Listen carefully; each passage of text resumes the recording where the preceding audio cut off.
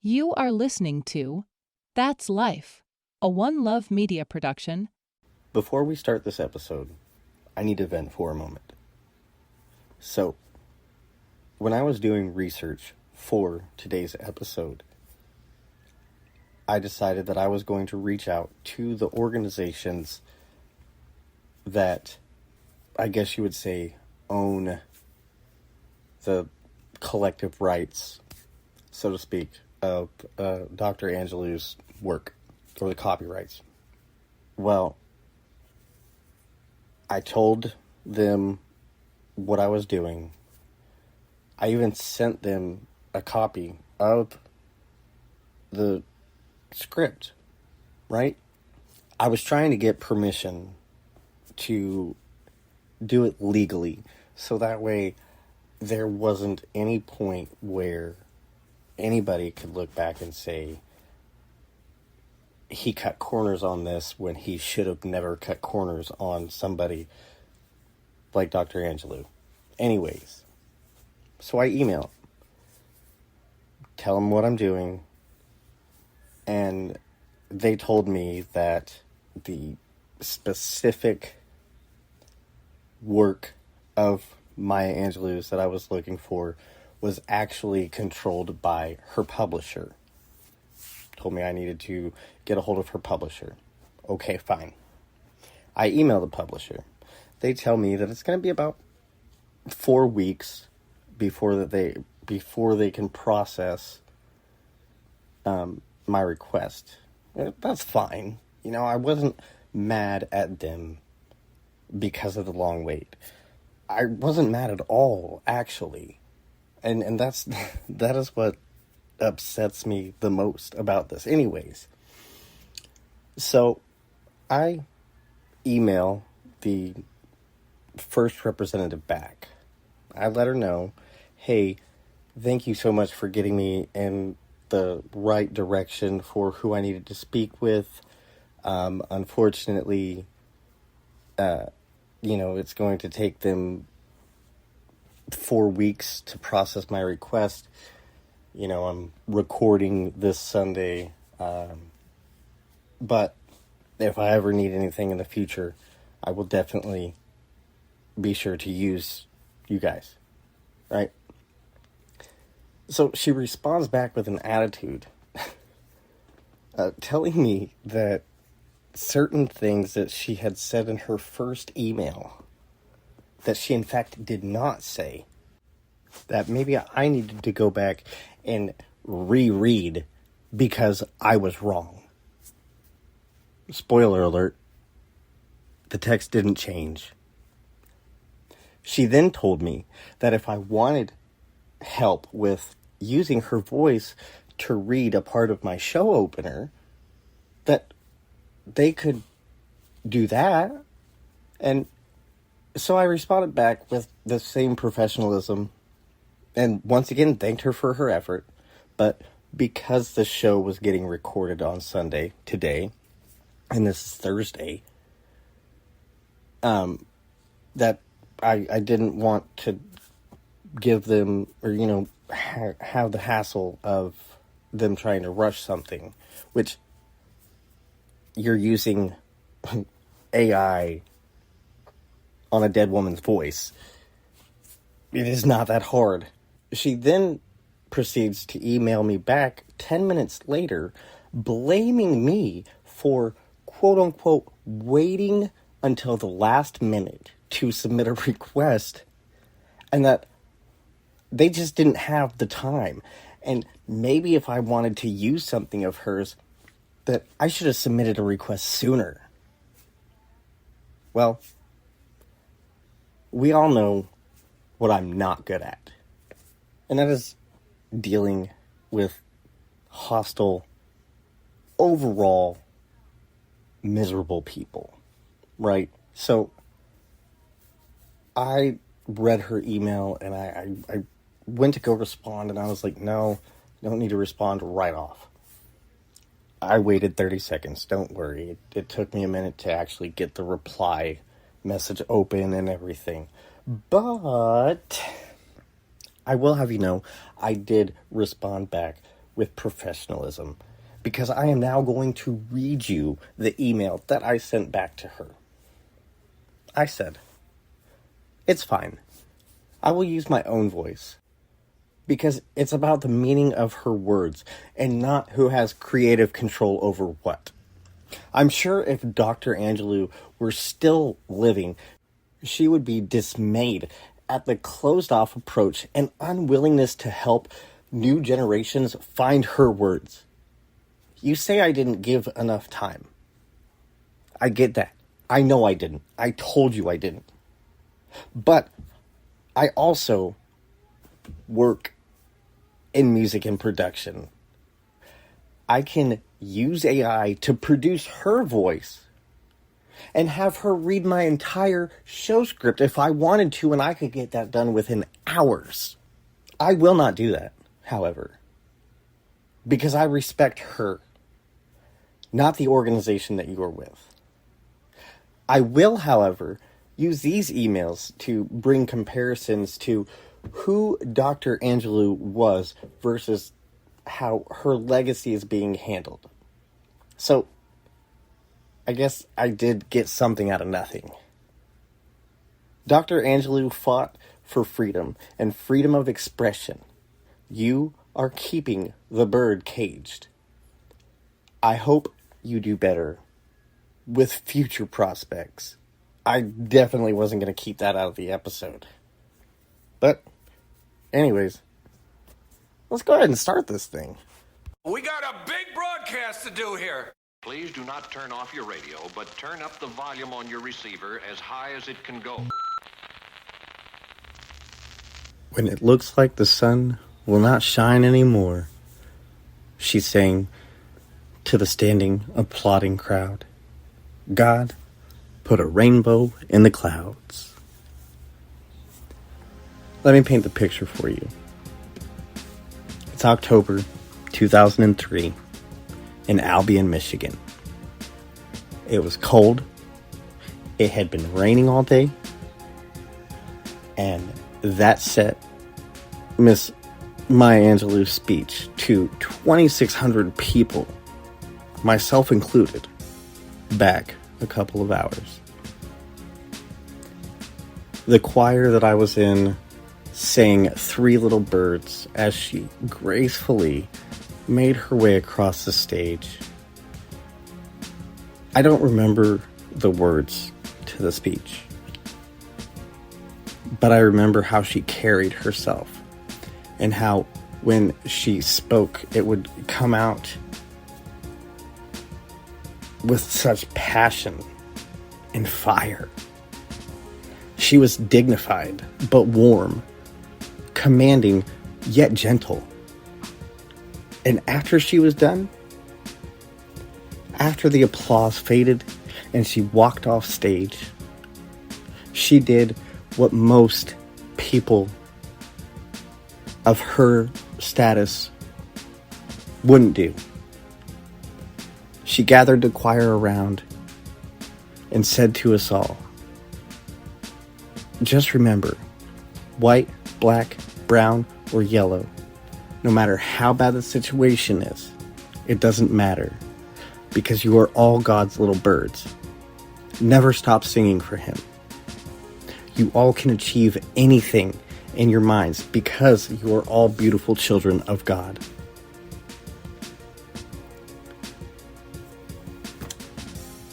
At 13, I didn't fully understand the weight of her words. But sitting here now, letting it all flood back, I couldn't be happier than to dedicate this episode to the one, the only, Dr. Maya Angelou. So, today, let's talk about a question she asked the world through her poetry. Do you know why the caged bird sings? It's a question that still echoes, because even though decades have passed since she first penned those words, the world still holds cages. There are still voices singing through those bars. But the bigger question is, what are we doing to free those caged birds? Let's talk about it.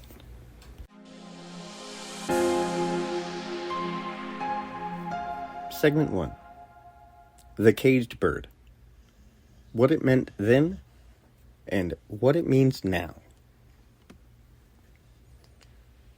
Maya Angelou's poem, Caged Bird, is about freedom, both longing for and the oppression that makes it so necessary. She describes two birds, one free to soar, to claim the sky as its own, and another trapped in a cage, wings clipped, singing out because that's all it has left. It's not subtle. The caged bird represents Black Americans who have fought against systemic racism, oppression, and discrimination. The free bird? Nah, not that 9-minute long song you drunkenly yell at me to play at midnight whenever I DJ. But the free bird is privilege. The people who have the luxury of moving through the world without fear. And here's the thing. Maya didn't write those words in a vacuum. She lived them. That's right. Born in 1928, she came of age in a world that told her, as a Black woman, that she was less than, that her voice didn't matter, that her place was dictated by laws and customs designed to keep her caged. And yet, she sang. She sang through poetry, through activism, through her work alongside Dr. King and Malcolm X, through the way she refused to be silenced no matter how many people tried to shut her down. And that's the power of the Caged Bird song. It's not just about survival. It's about resistance. It's about hope. It's about refusing to let oppression have the final word. But let's be real. Has the cage really been broken open? Because here we are in 2025, and we're still watching politicians strip rights away from marginalized communities. We're still watching systemic racism play out in housing, education, healthcare, and the justice system. We have a sitting president who outright dismisses the identity of millions by declaring that there are only two genders, as if science, human experience, and basic decency don't exist. So yeah, I guess the caged bird is still singing. And the question we have to ask ourselves is, are we listening?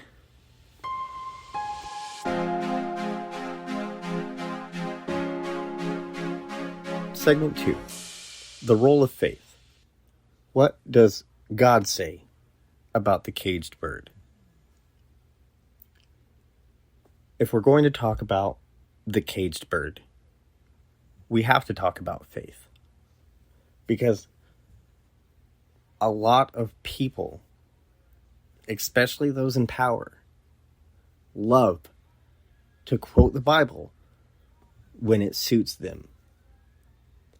But they stay real quiet when Scripture demands justice. So, what does God say about this caged bird? Well, let's start with Isaiah chapter 1, verse 17. Learn to do right, seek justice, defend the oppressed, take up the cause of the fatherless, plead the case of the widow. That doesn't sound like silence to me. That sounds like action. That sounds like faith in motion. If you didn't like that, how about Luke chapter 4, verse 18, when Jesus stands up in the synagogue and says, "The Spirit of the Lord is upon me, because he has anointed me to proclaim good news to the poor. He has sent me to proclaim freedom for the prisoners and recovery of sight for the blind, and to set the oppressed free." Freedom, justice, liberation. That is the message of Jesus. Not condemnation, not cruelty, and definitely not the kind of oppression disguised as morality that we see in so many churches today. So, when people say faith and justice don't mix, they're not reading the same Bible I am, because the God I serve has always been in the business of breaking cages.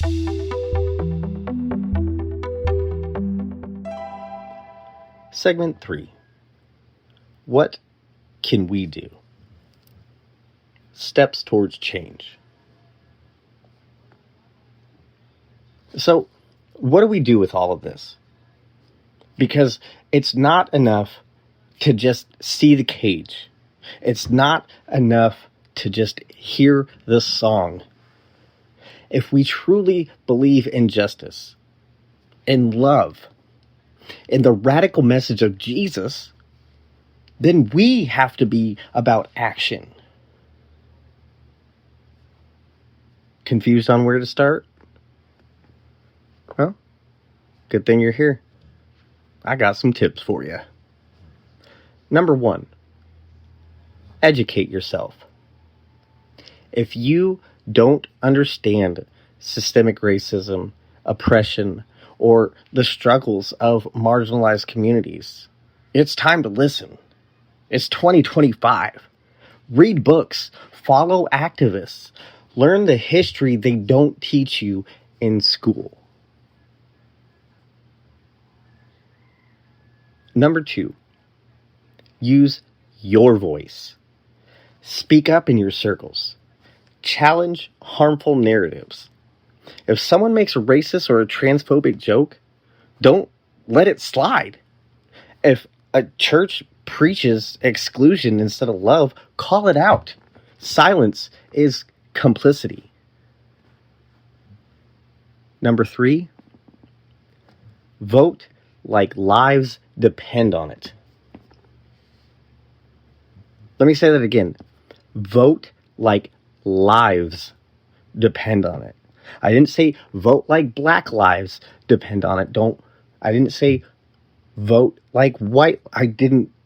No race at all. Vote like lives depend on it. Because they do. Policies create cages. Laws determine who gets freedom and who doesn't. If you're not voting with justice in mind, you're missing the point. Number 4, support organizations doing the work. There are countless groups fighting for racial justice, the LGBTQIA plus rights, and systemic change. What you need to do is donate, volunteer, show up. I'm going to say that one more time, just in case you missed it. Donate, volunteer, show up. And number 5, lead with love. Jesus didn't move through the world with hate. He didn't build walls, he tore them down. If your faith doesn't lead you towards love, then it's not faith, it's fear. And fear has no place in the kingdom of God.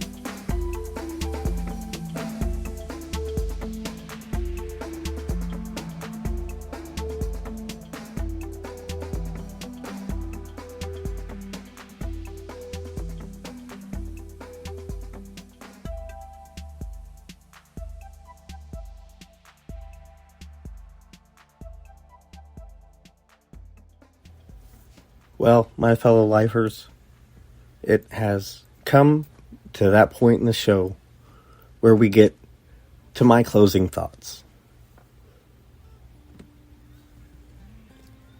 Maya Angelou once said, "I know why the caged bird sings, ah, me, when his wings are bruised and his bosom sore, when he beats his bars and would be free."